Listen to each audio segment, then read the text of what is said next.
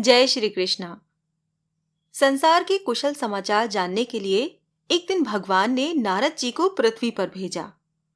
उन्हें सबसे पहले एक दीन दरिद्र वृद्ध पुरुष मिला जो अन्न वस्त्र के लिए तरस रहा था।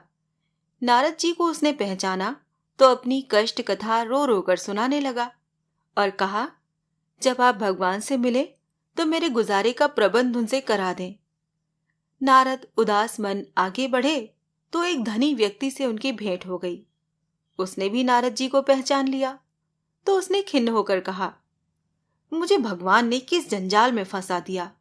थोड़ा मिलता तो मैं शांति से रहता और कुछ भजन पूजा कर पाता, पर इतनी दौलत तो संभाले नहीं संभलती।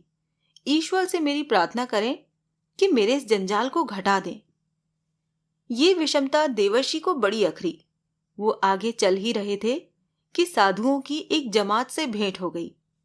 जमात वाले उन्हें चारों ओर से घेर कर खड़े हो गए और बोले, नारद जी, स्वर्ग में तुम अकेले ही मौज करते रहते हो।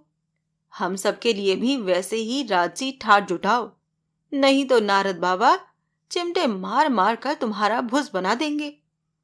घबराए नारद जी ने उनकी मांगी वस्तुएं मंगा दी और जान छुड़ाकर भगवान के पास वापस लौट गए।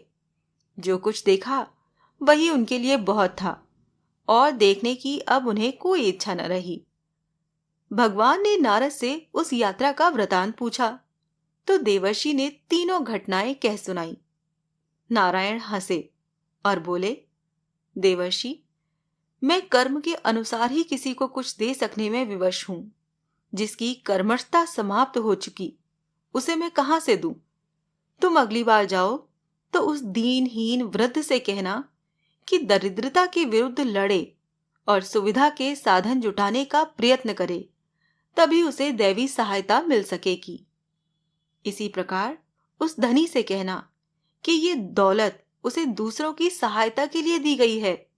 यदि वो संग्रही बना रहा तो जंजाल ही नहीं, आगे चलकर वो विपत्ति भी बन जाएगी। नारद जी ने पूछा, और उस साधु मंडली से क्या कहूं? भगवान के नेत्र चढ़ गए और बोले, उन दुष्टों से कहना कि त्यागी और परमार्थी का वेश बनाकर आलस्य और स्वार्थपरता की प्रवंचना इतनी असहाय है कि उन्हें नरक के निकृष्टतम स्थान में अनंत काल तक रहना पड़ेगा। जय श्री कृष्णा।